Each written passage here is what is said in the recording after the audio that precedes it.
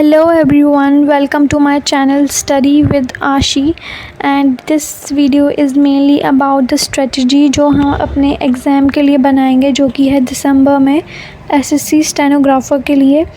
तो मेनली 3 चीज़ें इंपॉर्टेंट है, हमारे सब्जेक्ट्स और सोर्स जहाँ से हम वो पढ़ेंगे और टारगेट जितने दिन में हम अपना ये पूरा कर लेंगे। तो हमारे पास अभी 75 डेज़ हैं चैलेंज करने के लिए। आज है 16 सितंबर। अगर 17 सितंबर से भी हम ये अपना स्टार्ट करेंगे तो 30 नवंबर तक हम अपने 75 डेज़ जो है कंप्लीट कर लेंगे। और फिर उसके बाद हमारा पेपर है 10th 11 दिसंबर में, तो हमारे पास एग्ज़ाम के लिए फिर 9 दिन बचेंगे। तो अभी हमारे पास इनफ डेज़ हैं अपना प्रिपेयर करने के लिए। तो सबसे फ़र्स्ट हम स्टार्ट करेंगे इंग्लिश से, जो कि ऑब्वियसली वाइड नंबर जो है 100 मार्क्स का इंग्लिश का ही होता है। उसमें हम देखेंगे सबसे पहले मेन क्या चीज़ है, ग्रामर में मेन क्या है, रूल्स। तो हमें अपने सारे रूल्स जो है रिवाइज़ करना है, हमारे जहन में हमें एकदम याद होने चाहिए। उसके लिए सोर्स क्या है, English with Rani ma'am channel आप जानते ही होंगे, उनका भी प्लेलिस्ट चल रहा है इम्पॉर्टेंट रूल्स 2.0 ऑफ ग्रामर, आपको वो कंप्लीट करना है। और मैं अपना टारगेट इसमें 25 डेज़ का रख रही हूँ कि 25 डेज़ के अंदर मैं सारे रूल्स एकदम से पूरे रिवाइज़ कर लूँ और मुझे उन्हें बाद में रिवीजन करने की ज़रूरत ना पड़े। सेकंड इम्पॉर्टेंट चीज़ इंग्लिश में है vocabulary is must. 15 to 20 numbers जो है ये हमारे कवर करती है। और इसके लिए सोर्स है ब्लैक बुक, जिसमें कि सारे प्रीवियस ईयर जितनी भी वोकेबुलरीज़ है वो दी होगी। तो वोकेबुलरी तो हमें डेली ही रिवीजन देनी है, 30 मिनट्स to 1 hour आप डेली, जैसा भी आपकी प्रिपरेशन है उस हिसाब से आपको वोकेबुलरी रिवाइज़ करनी है। थर्ड इम्पॉर्टेंट चीज़ है एडिटोरियल, जिसमें कि हम अपने पैसेजेस और क्लोज टेस्ट की समझ बढ़ाने के लिए हमें डेली एडिटोरियल पढ़ने हैं। तो सोर्स मैं आपको बता दूंगी कि मैं कहाँ से, टेलीग्राम्स पे कुछ चैनल है जहाँ से मैं एडिटोरियल करती हूँ।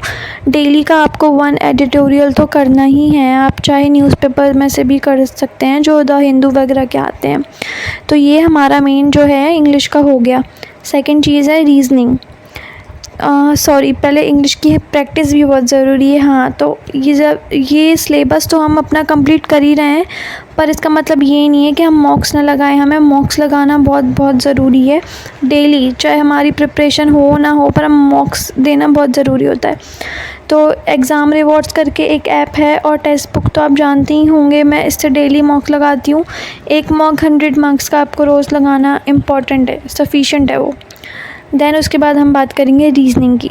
अगर आपकी जो रीजनिंग कमज़ोर है मतलब, तो आप चैप्टर वाइज उसे पूरा रिवाइज़ कर सकते हैं यूट्यूब से।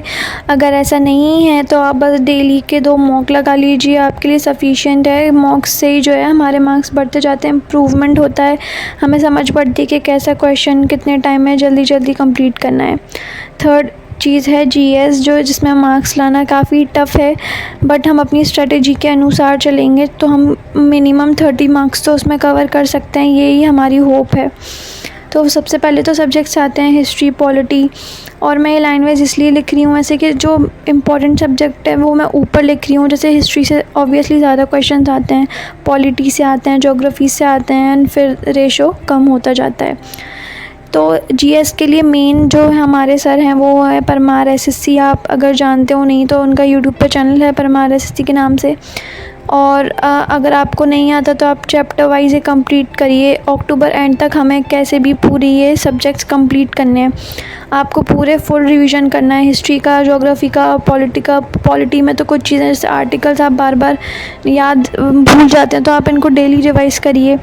हिस्ट्री, ज्योग्राफी, बायोलॉजी आपको पूरा रिवीजन देना है। पहले आप सब्जेक्ट उठाइए, हिस्ट्री उठाइए, फिर पॉलिटी उठाइए, आपको अपना टारगेट सेट करिए और इनको अक्टूबर एंड तक को ये सारे कंप्लीट करिए चैप्टर्स। फिर एक इम्पॉर्टेंट चीज़ है पीवाईक्यू सीरीज़, जो कि फिर से परमार एसएससी के चैनल पर चलती है। इसमें सर जो है 25 to 30 क्वेश्चंस लेके आते हैं प्रीवियस ईयर से, और उनके अकॉर्डिंग आपको रिवीजन कराते हैं और उनके अराउंड जितने भी फैक्ट्स हैं वो याद कराते हैं। It's very very must PYQ series. Release करिएगा परमार SSC का। अभी जो है पार्ट 4 रिलीज़ हुआ था CGL से पहले, तो वो आप कर लीजिए वहाँ से।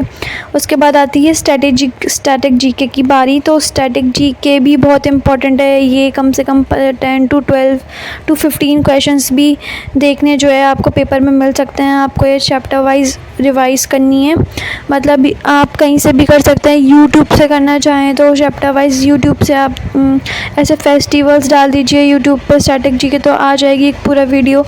और प्रीवियस ईयर भी मस्त करके जाइए, जो अभी पहले CGL SSC HSL में आ चुके हैं वो भी आप करके जाइए। अगर आपको कुछ प्रॉब्लम आती है, मतलब आपको प्रीवियस ईयर कहाँ मिलते हैं, तो आप यूट्यूब पर डाल दीजिए, वीडियोस डली होंगी। नहीं तो एक बुक आती है ASO की, रामबाण SSC स्टैटिक GK के लिए, मैं आपको लिंक में डाल दूँगी, आप वो ऑर्डर कर दीजिए। वो बुक बहुत अच्छी है प्रीवियस ईयर स्टैटिक GK के लिए। तो करंट अफेयर्स तो हमें सबसे लास्ट में रखने हैं, हम बाद में देखेंगे। करंट अफेयर्स का रेशो 1 से 2 नंबर तो हमें इतना इम्पोर्टेंट नहीं है अभी।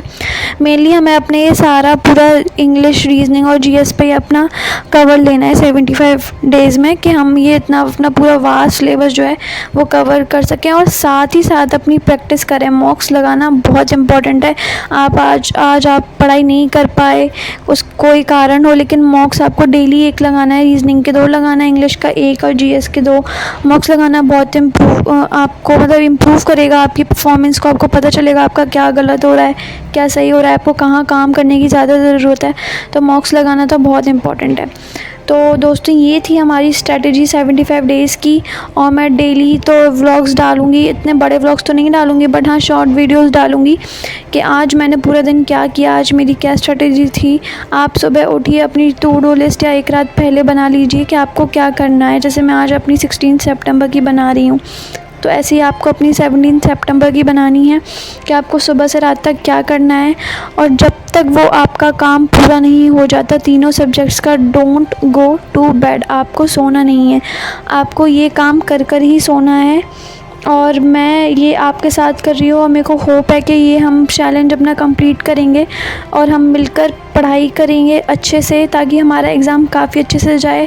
होप यही है कि हम 150 to 160 नंबर जो है अपने एग्ज़ाम में कवर कर सकें, और जितना भी हम चैलेंज ले रहे हैं हम इसको अच्छे से कंप्लीट करें।